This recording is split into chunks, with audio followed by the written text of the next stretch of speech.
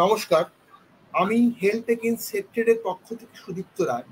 প্রথমেই গত 9 তারিখ আরজি করে ঘটে যাওয়া ঘৃণ্য ঘটনাটির তীব্র নিন্দা ও ধিক্কার জানিয়ে এই অনলাইন অনুষ্ঠানটি শুরু করছি। আমাদের মন ভালো নেই, ভালো না থাকাটাই অভিপ্রেত। ইতিমধ্যেই সংবাদ মাধ্যম সূত্রে আমরা জেনে গেছি, শহরের একাধিক জায়গায় 163 এবং 144 ধারা লাগু করা হয়েছে, যা চূড়ান্ত অগণতান্ত্রিক। তবুও প্রতিরোধ করছেন মানুষ। মানুষের অধিকার, মানুষের প্রতিরোধ বলেই মনে করে হেলথ এগেইনস্ট। তাই অগণতান্ত্রিক যে কোনো সিদ্ধান্তকে দ্ব্যর্থহীনভাবে নিন্দা জানাই আমরা। শেষতক মানুষ রাস্তায় অধিকার বুঝে নিচ্ছেন, এটি আশার কথা। এবার সুখের সময় নয়, সময় অসুখের। এই ভাবনা থেকেই হেলথ এগেইনস্ট সেক্টরের পথ চলা শুরু। রাষ্ট্র যেভাবে ঘৃণার মদত দিচ্ছে, তার বিরুদ্ধে ভালোবাসার কথা বলাই আমাদের হেলথ এগেইনস্ট সেক্টরের উদ্দেশ্য। হেলথ এগেইনস্ট সেক্টর কোনো রাজনৈতিক দল নয়, মূলত কয়েকজন সমমনস্ক বন্ধুদের ভালোবাসা ছড়িয়ে দেওয়ার একটি মঞ্চ। এহেন হেলথ এগেইনস্ট সেক্টর গত মার্চ মাস থেকে একটি করে ভালোবাসা বক্তৃতামালা আয়োজন করে আসছে। আজকের আলোচনা আমাদের সপ্তম আলোচনা। আজ দেবব্রত বিশ্বাসের মৃত্যুদিন। আর তা স্মরণে রেখেই এবারের বিষয় দেবব্রত বিশ্বাস ও গণনাট্য সংঘ, শিল্পীর স্বাধীনতা বনাম দলীয় অনুশোচনা। বলবেন আমাদের অন্যতম প্রিয় মাস্টারমশাই শ্রী বাসব দাশগুপ্ত। তাকে অনেকেই চেনেন তার কাজকর্মের সূত্রে, যারা চেনেন না তাদের বলি, বাসববাবু অবসরপ্রাপ্ত শিক্ষক, কবি, গল্পকার ও উপন্যাসী।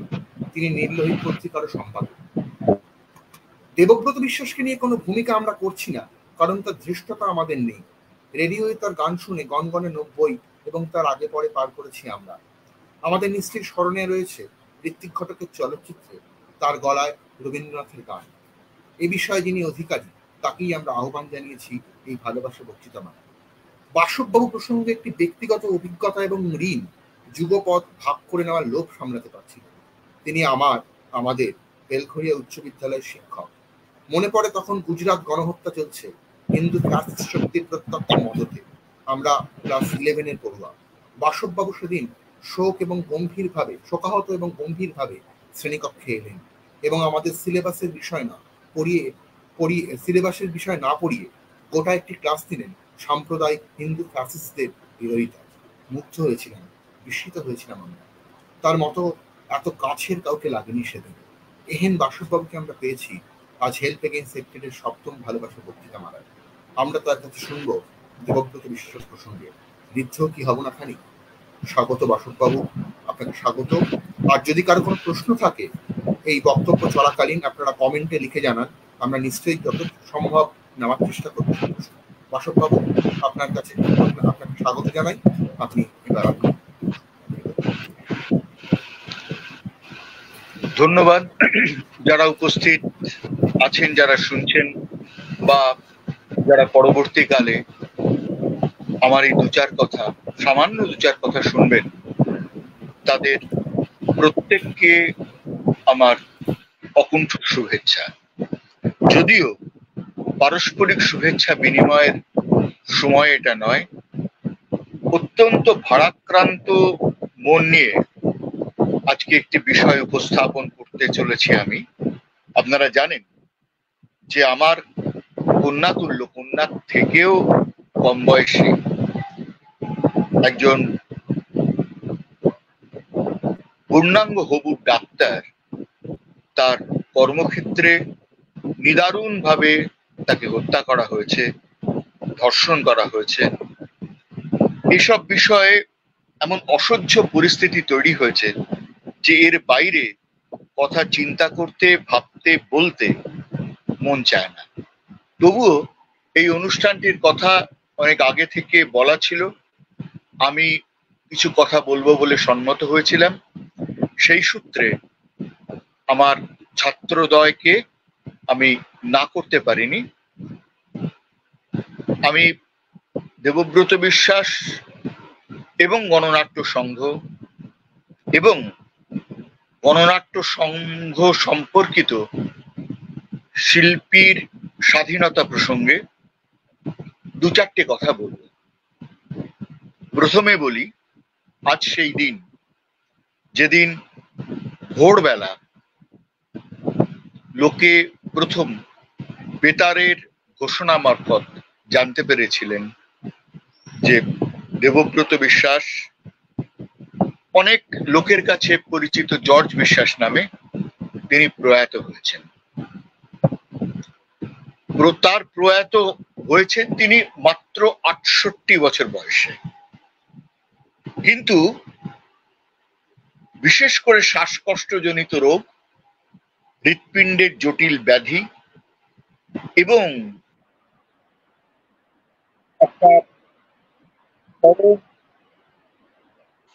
একটা চরম প্রতিবন্ধকতার বিরুদ্ধে লড়তে লড়তে লড়তে লড়তে তিনি নিজেকে ক্ষয় করে ফেলেছিলেন। ওই ৬৮ বছর বয়সে তাকে অনেক সময় দেখে মনে হতো তিনি বোধহয় অনেকটা বয়স, ৮০ বছর ছুঁয়ে ফেলেছেন। এত ভেঙে গেছিল তার শরীর। শেষ দিকে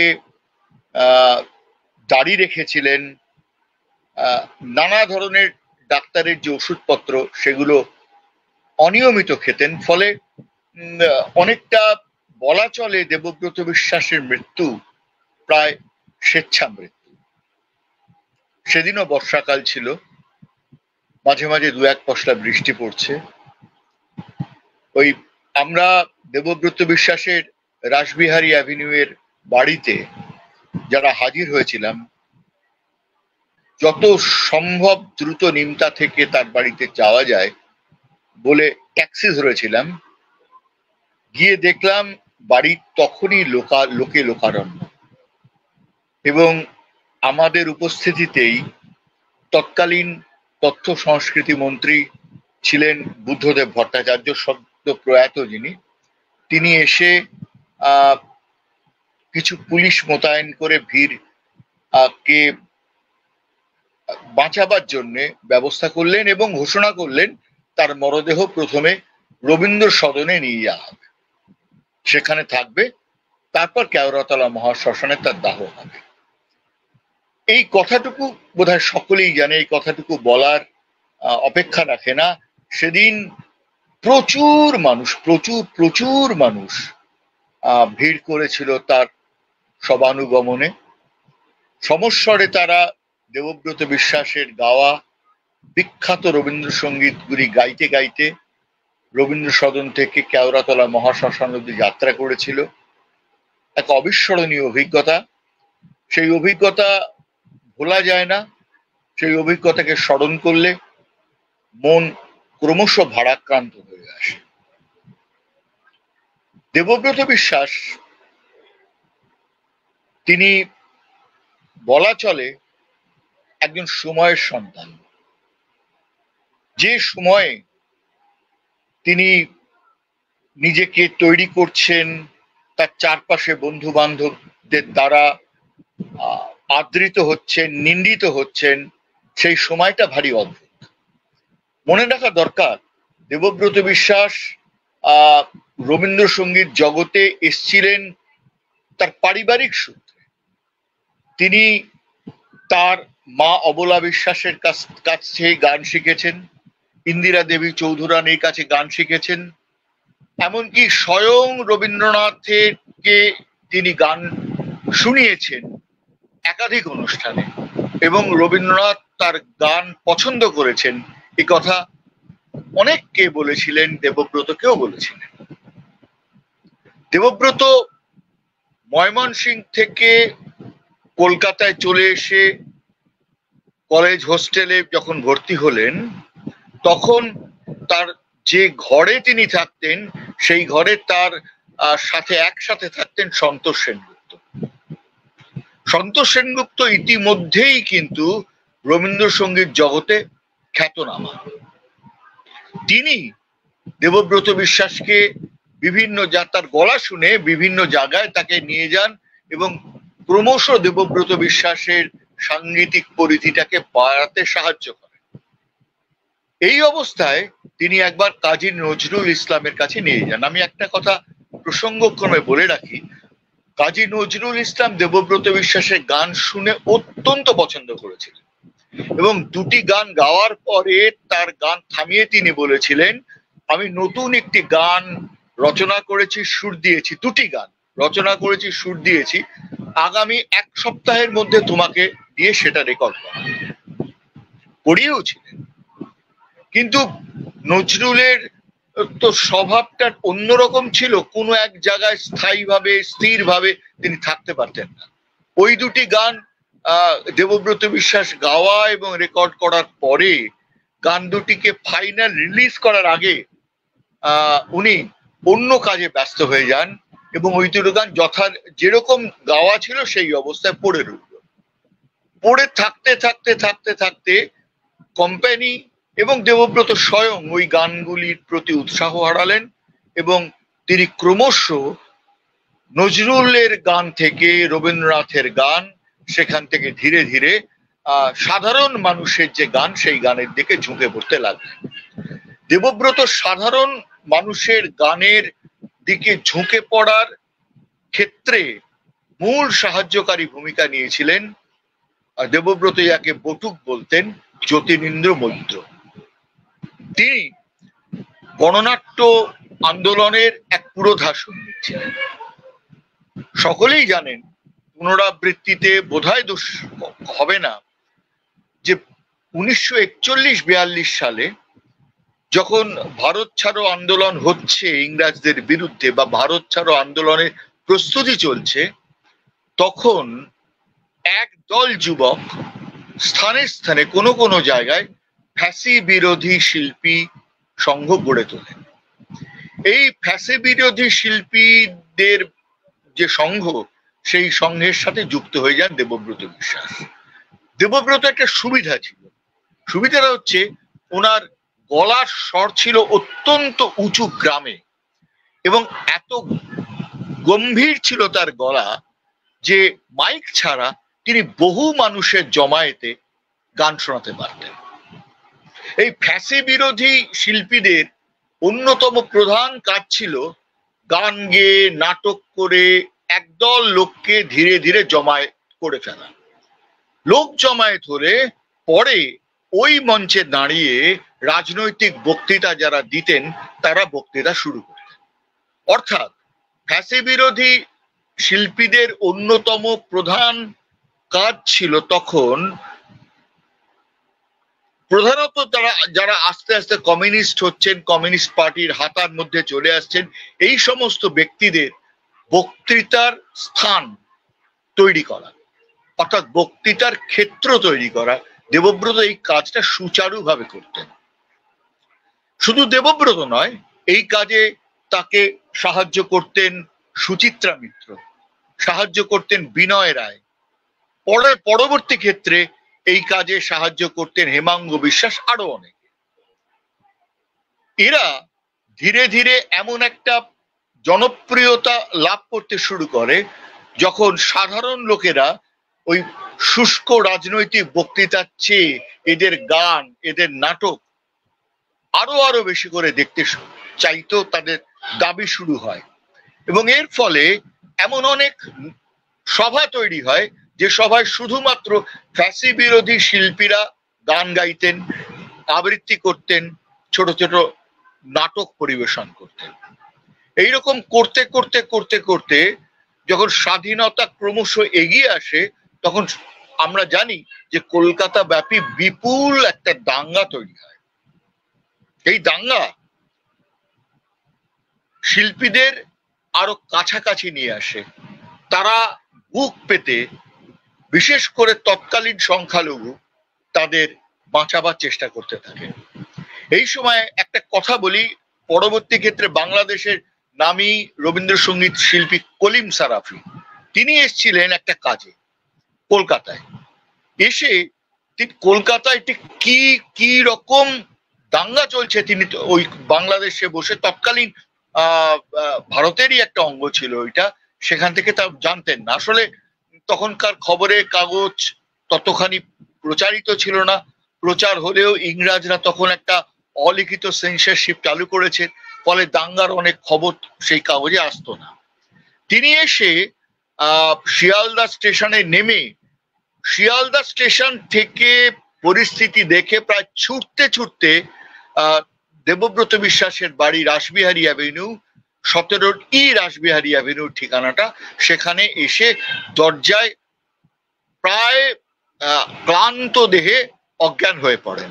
দেবব্রত তাকে বাড়িতে আশ্রয় দেন এবং তার পিছনে যারা ধাওয়া করেছিল, যে গুন্ডার দল, সেই গুন্ডার দল 8 ঘন্টার মধ্যে পুরো এলাকাটা, ত্রিকোণ পার্কের এলাকাটা ঘিরে ধরেছিল। তারা বুঝতে পেরেছিল যে কলিম সারাফি মুসলিম ধর্মাবলম্বী একজন যুবক।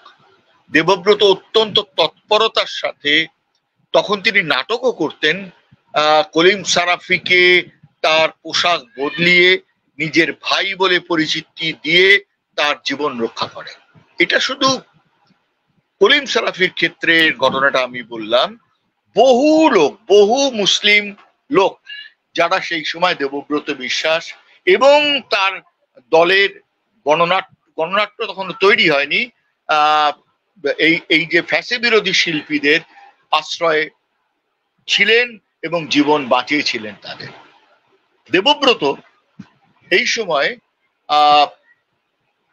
এই ঘটনার পরে পশ্চিমবঙ্গে আপনারা জানেন যে প্রত্যেকের দুর্ভিক্ষ জনিত পরিস্থিতির মধ্যে দিয়ে চলছে। সেই দুর্ভিক্ষ ভিতরে ক্যাম্প করে তাদের খাদ্য যোগান দেওয়া সমস্ত কিন্তু শিল্পীরা করতেন। শিল্পীরা কিন্তু আজকালকার অনেক শিল্পীদের মতো ঠিক গান গাইবো, আবৃত্তি করব, নাটক করব, সাধারণভাবে কোনো বিরাট বিপাক না হলে পথে নামবো না, এই রকম তাদের মনোভাব ছিল না। তারা যে কোনো মানবতার সংকটে, যে কোনো ডাকে সাড়া দিতেন এবং অত্যন্ত দ্রুত সেই জায়গায় যেতেন। তাদের শিল্পী সত্তাকে বাইরে রেখে তারা মানুষ হিসাবে মানবিক সত্তাকে সামনে রেখে সমাজের কাজে ব্রতী হতেন। এই সময় দেবব্রত বিশ্বাসরা ক্যাম্প করছেন, তারা খাদ্য যোগান দিচ্ছেন। একদিনের কথা বলি, এই যে জ্যোতিরিন্দ্র মৈত্র দীর্ঘদিন ধরে এদের সাথে কোনো যোগাযোগ ছিল না।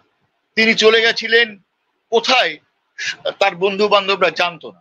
একদিন সকালবেলায় হঠাৎ তিনি এসে হাজির, এসে বললেন, জর্জ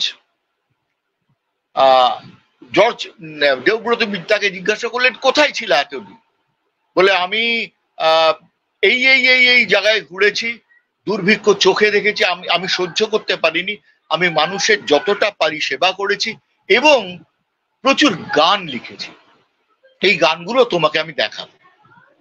এই গানগুলো দেবব্রত বিশ্বাসকে উনি দেখালেন। প্রায় 2 বন্ধু 3 দিন জেগে এই গানগুলোই সুর দিলেন এবং এই গানগুলি সেই বিখ্যাত নবজীবনের গান।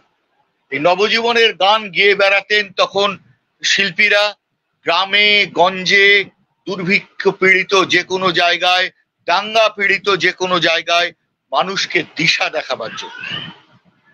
এইরকম একটা পরিস্থিতিতে স্বাধীনতার পরে এই ফ্যাসি বিরোধী শিল্পীরা যখন আলাদাভাবে বিভিন্ন সংগঠনে কাজ করছেন, কোনো শহরে এক ছোট ছোট সংগঠন তৈরি হচ্ছে, গ্রামে কেউ মিলে একটা সংগঠন করছে, পশ্চিমবঙ্গের কলকাতায় সর্ববৃহৎ সংগঠন এবং পশ্চিমবঙ্গের বাইরে বিশেষ করে মহারাষ্ট্রে, পাঞ্জাবে, উড়িষ্যায় কোনো জায়গায় এই সংগঠন চলছে।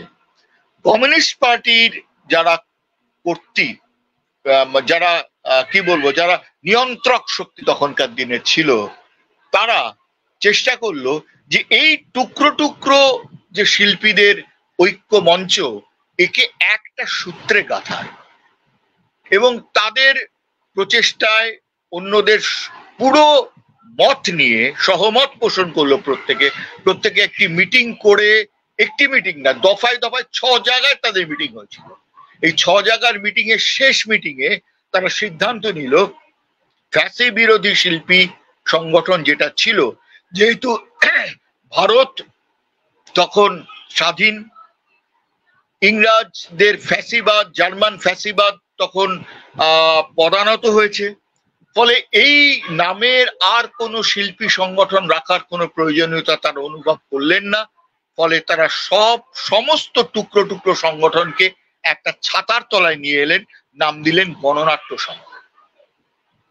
বলা ভালো, গণনাট্য সংঘ কমিউনিস্ট পার্টির প্রকাশ্য কালচারাল ইউনিট বা ফ্রন্ট হিসাবে সেই দিন থেকে তার কার্যক্রম শুরু করল।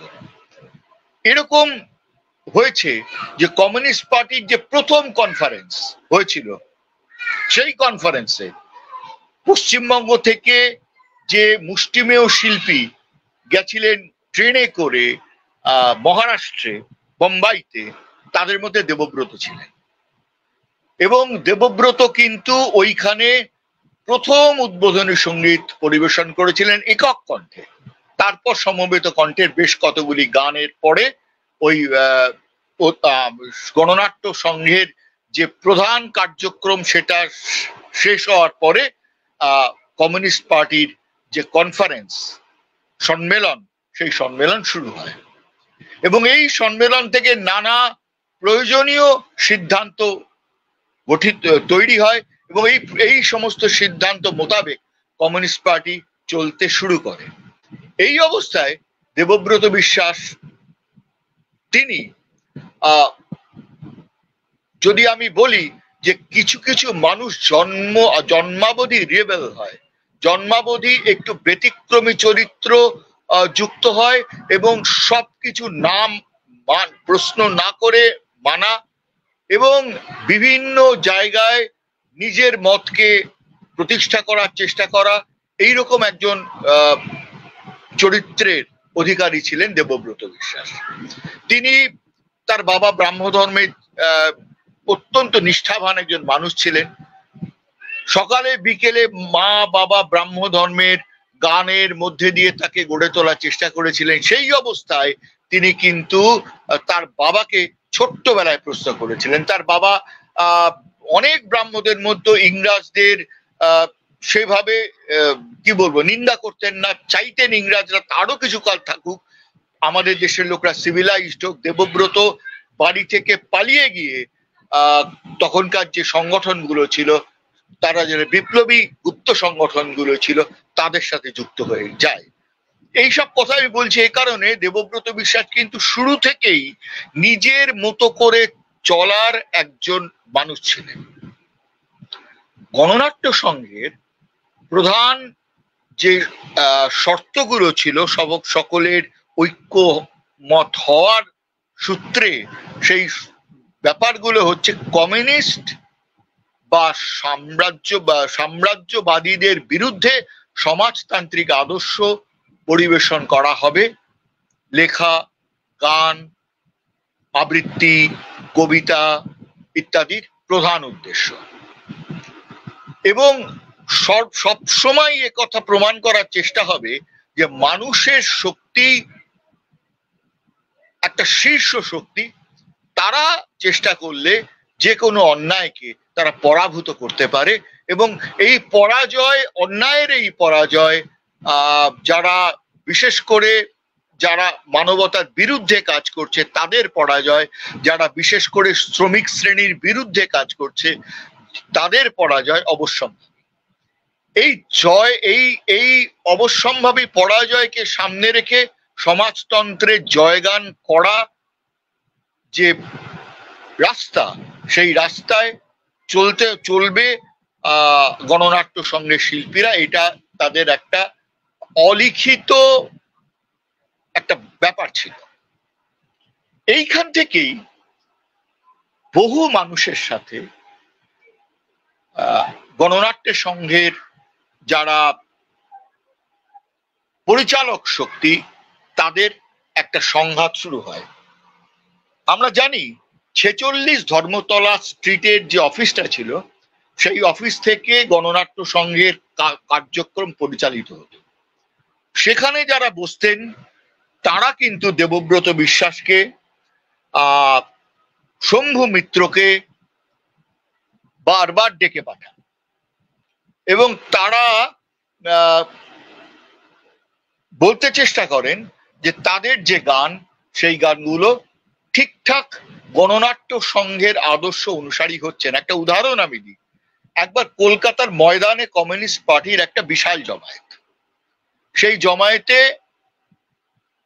সূচনা সঙ্গীত উদ্বোধনী সঙ্গীত আপনারা যাই বলুন না কেন, সেই সঙ্গীত পরিবেশন করবেন দেবব্রত বিশ্বাস।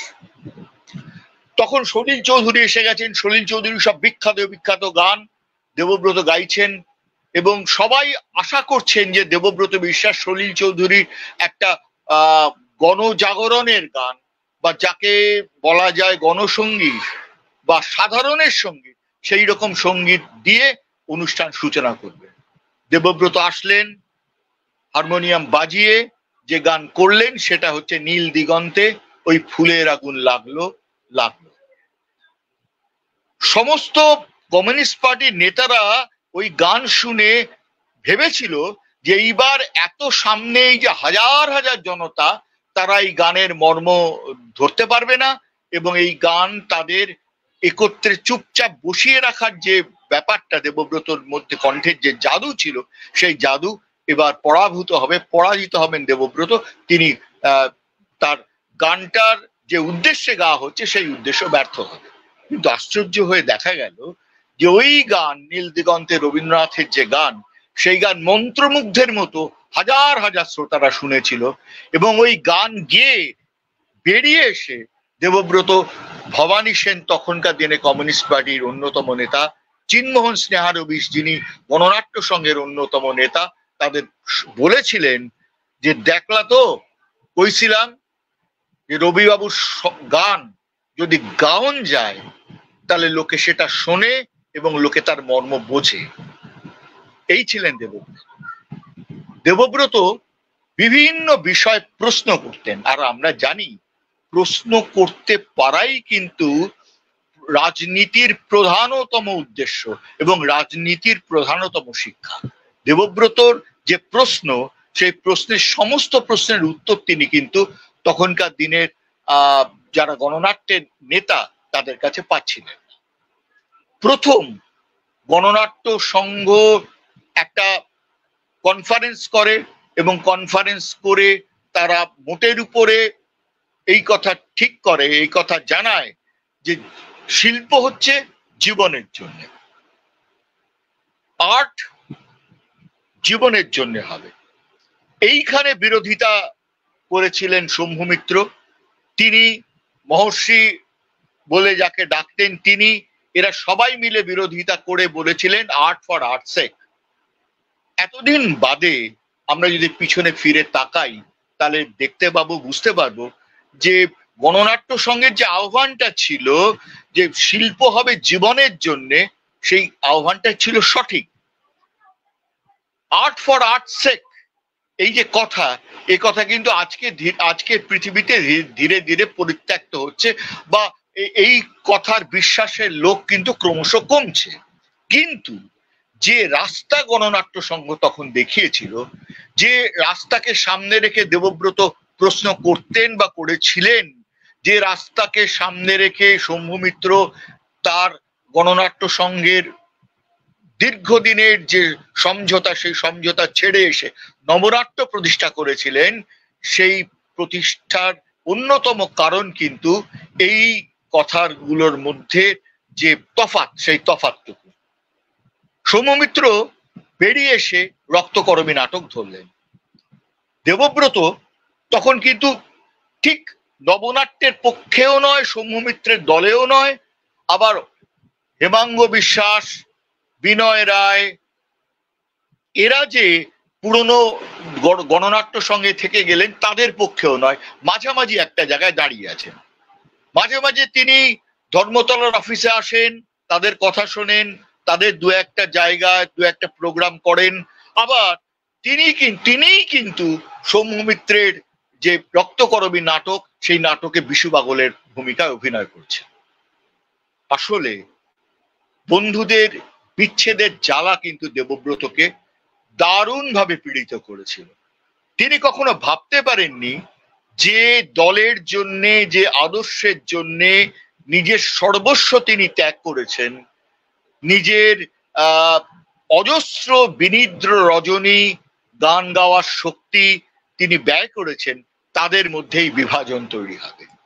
আজকে আমরা দেখি যে এটা আমরা জানি বা ভাবতে আমাদের বিস্ময় লাগে যে এই যে ক্রিয়েটিভ ওয়ার্ল্ড, এই ক্রিয়েটিভ ওয়ার্ল্ডের মধ্যে আত্মবিরোধ, আত্মপ্রশ্ন এবং ছোট ছোট ভাগে ভাগে ভাগে ভাগে ভেঙে যাওয়া, এটা একটা নৈমিত্তিক এবং সত্য ঘটনা হয়ে দাঁড়িয়েছে। এই ঘটনাকে দেবব্রত কখনো মানতে পারেনি, যদিও তিনি সৌম্যমিত্রের শুধুমাত্র শিল্পের জন্য শিল্প এই মতকে মানতেন না, আর গণনাট্য সংঘের জীবনের জন্য শিল্প বলে তারা যে রাস্তাটা তৈরি করেছিলেন, যে রাস্তার নির্দেশ তারা দিয়েছিলেন, সেই নির্দেশিত রাস্তায় তিনি কিন্তু চলতে চাইতেন না। গণনাট্য সংঘের তখনকার দিনে সব নাটক হতো, নাটকের শেষে একটা সূর্য উদয় হচ্ছে এটা দেখাতো। দেবব্রত বলেছিলেন যে লোকে যদি কোনো নাটক দেখতে গিয়ে তার শেষটা আগে থেকেই অনুমান করতে পারে এইরকম করেই একটা নাটক শেষ হবে, তাহলে তাদের এই নাটক দেখার কোনো উৎসাহ থাকবে না, এই শিল্পের প্রতি তাদের উৎসাহ ক্রমশ কমতে থাকবে। কিংবা বলেছিলেন যে একই ধরনের ধাঁচের সুরে একই ধরনের গণনাট্যের যে গানগুলো, সেই গানগুলোর মধ্যে দিয়ে কথা বসিয়ে যদি ক্রমাগত গাইতে থাকে কোনো মানুষ, তাহলে সেই পরিচিত গান দীর্ঘ সময় কিন্তু লোকে নেবে না। আমার ব্যক্তিগত ধারণা, এই ধরনের বিরোধ বিসংবাদের জন্য কিন্তু দেবব্রত ধীরে ধীরে নিজেকে রবীন্দ্রনাথের গানের দিকে আরো আরো আরো সরিয়ে নিতে শুরু করলেন। একটা সময় তিনি কিন্তু গণনাট্যের গানগুলি গাওয়া প্রায় ছেড়ে দিয়েছিলেন, বা গাইলেও বাড়িতে বসে গাইতেন, কোনো সভা সমিতিতে গাইতেন না। আজকের বলার কথা এই যে এমন একজন মানুষকে নিয়ে আমরা আলোচনা করছি, যে মানুষটি তার তর্কের জন্যে, তার প্রশ্নের জন্যে, তার প্রতিভার জন্যে চিরকালের আমাদের মনের মধ্যে থেকে যাবেন, এবং তিনি যে প্রশ্নগুলি উত্থাপন করেছিলেন, সেই প্রশ্নগুলো কিন্তু আজও অমীমাংসিত। আজও কিন্তু একদল লোক তারা ওই গণনাট্য দেখানো পথে চলে, আজও একদল লোক তারা শিল্পকে শুধুমাত্র শিল্পের আশ্রয়ে নিয়ে যাওয়ার জন্যে ক্রমশ মানুষের থেকে বিচ্ছিন্ন হতে থাকে। ফলে শিল্পের যে প্রধানতম উদ্দেশ্য, সেই উদ্দেশ্য ব্যাহত হয়। আপাতত এইটুকু আমার বলার কথা। এরপরে যদি কেউ কোনো প্রশ্ন করেন বা কোনো প্রশ্ন আসে, আমি ব্যক্তিগতভাবে তার উত্তর দেব।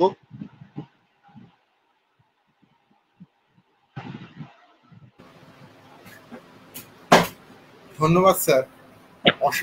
অসামান্য একটা আমরা ঋদ্ধ হলাম। আমি শুধু সংযোজন করব দুটি কথা। সেটা হচ্ছে, আপনি বললেন যে স্বেচ্ছা মৃত্যু দেবব্রত বিশ্বাসের, সে প্রসঙ্গে আমার মনে পড়ে যায় নবারুণের বলা ঋত্বিক ঘটক প্রসঙ্গে, মৃত্যু প্রসঙ্গে কেউ ওরা খুন করেছিল, সে কথাই মনে পড়লো। আমি যে সংযোজন করছি কিছু কথা। আর আপনারই নির্লোহিত সংখ্যা জানুয়ারি জুন 2011, সেখানে হেমঙ্গ বিশ্বাসকে দেবব্রত বিশ্বাসকে চিঠি লেখে। সেখানে একটি জায়গা আমরা পড়েছি, সেটা হচ্ছে দেবব্রত বিশ্বাস শখেদে বলেছিলেন যে জনগণের মধ্যে পেনিট্রেট করতে চেয়েছিলাম, কিন্তু বুঝলাম এতদিন গান গেয়ে এসেও সে পেনিট্রেট করতে পারিনি, 1 ইঞ্চিও পেনিট্রেট করতে পারিনি। এই একই কথা শোনা যায় পিটসিগারের গলাতে। পিটসিগারের শেষ মৃত্যুর আগে সাক্ষাৎকারে, শেষ বা তার আগে, আমি প্রস্তুতি প্রতারণা করছেন, সেখানেও তিনি বলেন যে ভেবেছিলাম গান দিয়ে বিশ্বটাকে পাল্টে দেবো, যেরকম তরুণেরা ভাবে, এখনো ভাবে, স্বপ্ন দেখে, কিন্তু সে ব্যাপারেও পিটসিগার সে একই বক্তব্য দিতে পারিনি, হয়তো আটার ফেল। তো এই সংযোজন, আমার সংযোজন বলতে এইটুকুই। এবার কি প্রশ্ন করে আমি প্রশ্ন নেব, হয়তো আমরা অনুষ্ঠানের শেষে চলে যাব।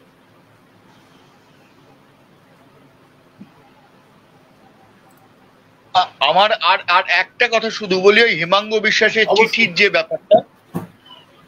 হ্যালো, হ্যাঁ বলুন স্যার, বলুন, শুনছি। হ্যাঁ বলছি, হেমাঙ্গ বিশ্বাসের যে চিঠির ব্যাপারটা, দেবব্রত বিশ্বাসের সাথে হেমাঙ্গ বিশ্বাসের একটা অদ্ভুত কি বলবো, পিছনে লাগালাগি সম্পর্ক।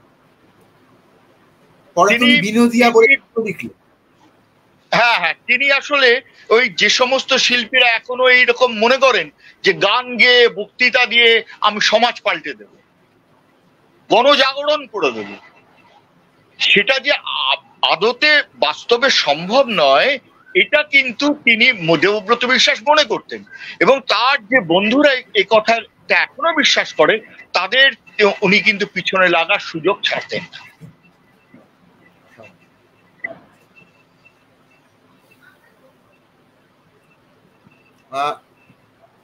প্রশ্ন এখনো আসেনি, আমরা অনুষ্ঠানটি সংক্ষিপ্তই রাখতে চাই, কারণ বাসববাবু একটু বাদেই বেরিয়ে যাবেন আরেকটি মিছিলে যোগ দিতে, তাই আমরা অনুষ্ঠান সংক্ষিপ্তই রাখছি। শেষে উপসংহারে বলি, সেপ্টেম্বর মাস থেকে হেল্প এগেইনস্ট ট্রেড পায়ে হেঁটে কলকাতা শুরু করতে চলেছে। এ বিষয়ে আপনাদের খুব শিগগিরই আমরা জানাবো। আমাদের বিজ্ঞাপন আমরা করতে থাকবো সময় সময় আমাদের ফেসবুক পেজে। ছাত্রছাত্রী থেকে শুরু করে যে কোনো পেশা স্তরের মানুষকে স্বাগত এই হাঁটায়। আসুন, অংশগ্রহণ করুন, এই শহরের ইতিহাস জানি আমরা। শঙ্খবাবুকে উদ্ধৃত করে বলি, এই কলকাতার মধ্যে আছে আরেকটি কলকাতা, এটা দেখতে শিখুন। ধন্যবাদ, কৃতজ্ঞতা বক্তাকে, যারা শুনলেন অথবা শুনবেন, এবং এই মাধ্যমের নেপথ্যের কলাকুশলী। ধন্যবাদ স্যার। প্রত্যেককে আমার অন্তরের শুভেচ্ছা। প্রত্যেকে ভালো থাকুন এই প্রবল দুঃসময়। একদম, আমাদের তাই কামনা। ধন্যবাদ।